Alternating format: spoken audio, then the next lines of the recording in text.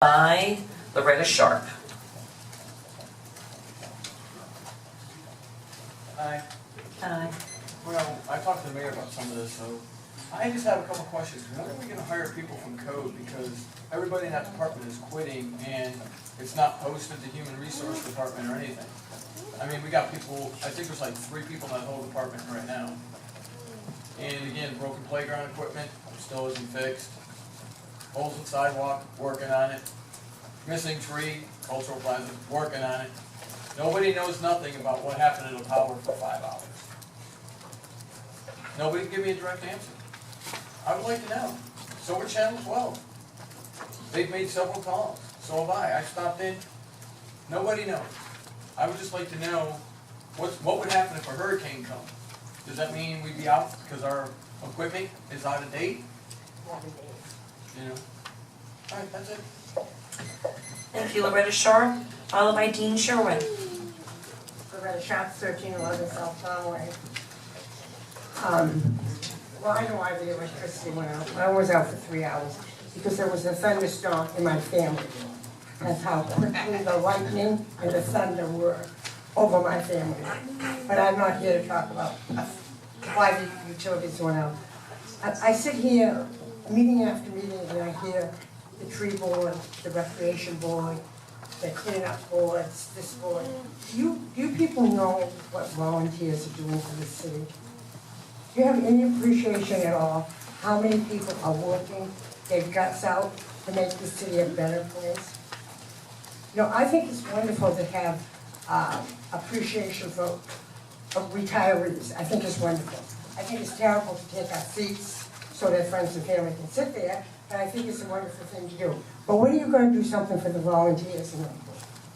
When are you going to recognize what they do for you? They're keeping you afloat. These volunteers are keeping people like me from standing here and ripping your heads off meeting after meeting because they're going out there and they're raising money for you, they're taking care of the kids, now they're doing surveys at Redwood Towers for what the older people want.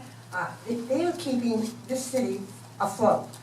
And I would like to see something sponsored by the city for volunteers in each age group, starting with the high school volunteers and going to the senior citizens volunteers. Thank you. Thank you. Dean Sherwin, followed by Lynn Anderson. I shiver me timbers, I be Dean Sherwin, 509 North Owl Street, Lake Worth. My ancestors were pirates and maybe that's why I washed up in Lake Worth.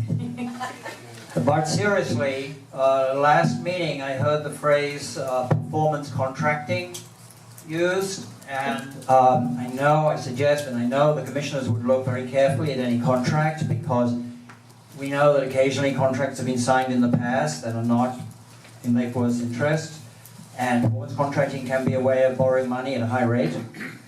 I was involved somewhat in this in the 90s with schools, and more relevantly in my last vocation when I was on the environmental advisory committee that we had, we looked into LED lights. We were given a presentation on having performance contracting to put in LED lights. Actually, it looked attractive. But hard to believe, we did have an electric utility executive on the board of councillors, commissioners. And he said, no way. Much better value for the town to buy them themselves. So I'm just saying, sometimes when things seem too good to be true, they are. And performance contracting can be something like payday loan equivalent for municipal financing. Thank you. Thank you.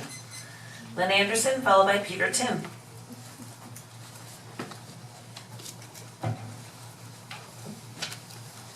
Good evening, Mayor, Commissioners, Lynn Anderson, Lake Husband Drive. I too, with Mr. Hill, I'm just wondering what's going on with our code enforcement department. Is there anyone left there? Can anyone explain what's going on? Are you going to be outsourcing this department? What happened to Raquel Diaz, who's really terrific, I thought? Now that you have new ordinances in place, that's going to really assist these code officers in doing their jobs, why has everyone left? Other than the fact, the only thing I can conclude is that you must be outsourcing this department.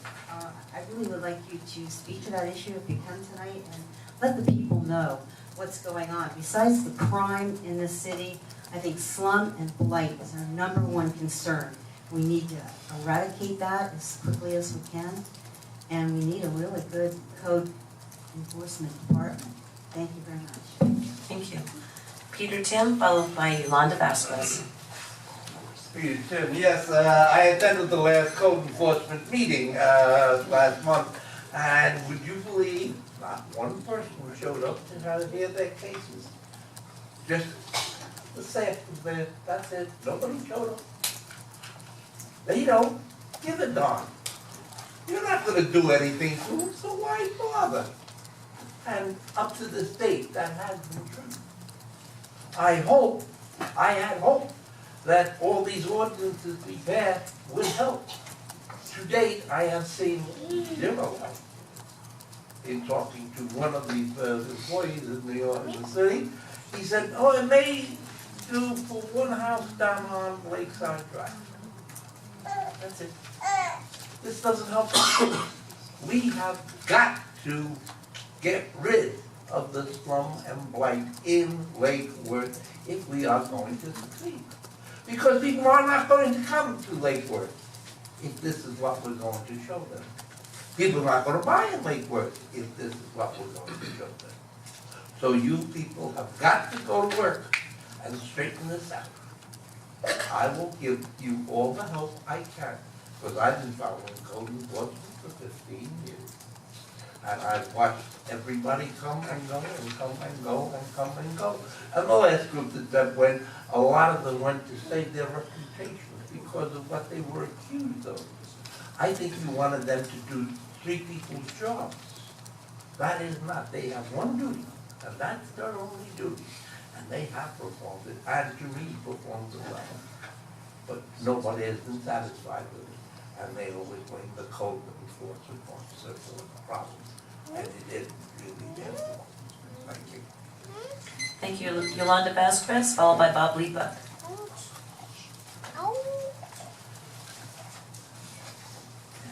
Hi, Hey, thank you. My name is Yolanda Vasquez, and it's 511 South B.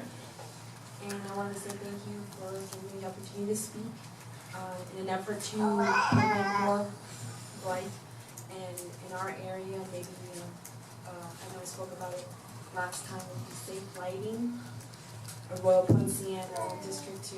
I'm pretty sure every neighborhood has its own dark areas where a little bit more crime does happen. And during the last storm, I thought I was very prepared, but I wasn't. Perhaps maybe a search team or a readiness coalition of some kind. I know a lady down my street who her power went out, and she was diabetic, and there was no ice that I could give her because I had the kids had left the door open. I had no ice to give her to cool off her insulin. So I know during the last couple hurricanes a couple years ago, the ones that were very bad, I handed out ice to people.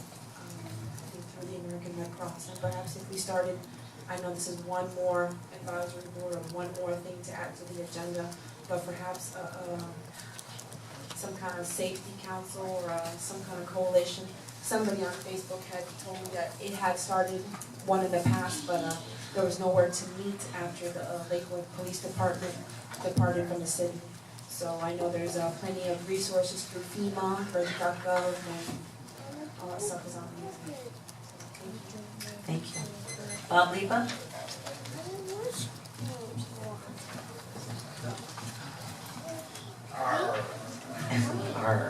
Really off base here about the North Lakeside. I just want to thank you guys for doing what I voted for you, and you're doing what you said you were going to do with your election. You brought a fair amount of sanity where we didn't have any before, organization, prioritizing, and prioritizing the needs of the city. What part of the infrastructure is truly neglected, abused, and left until somebody screamed about it. I know it's really challenging from your point of view to create a prioritized list based on how badly does it need to be repaired and how much money do we have. And then you listen to people like us here screaming, well, this needs to be done, that needs to be done. which really takes you off base from your goals that you've set, and actually I hope you stick to them as we continue our whining. Thank you again for listening to us, Greg, and really, I've been in your shoes once before in another town. I know you sacrifice a lot from your family, from your jobs, from your income, so thank you.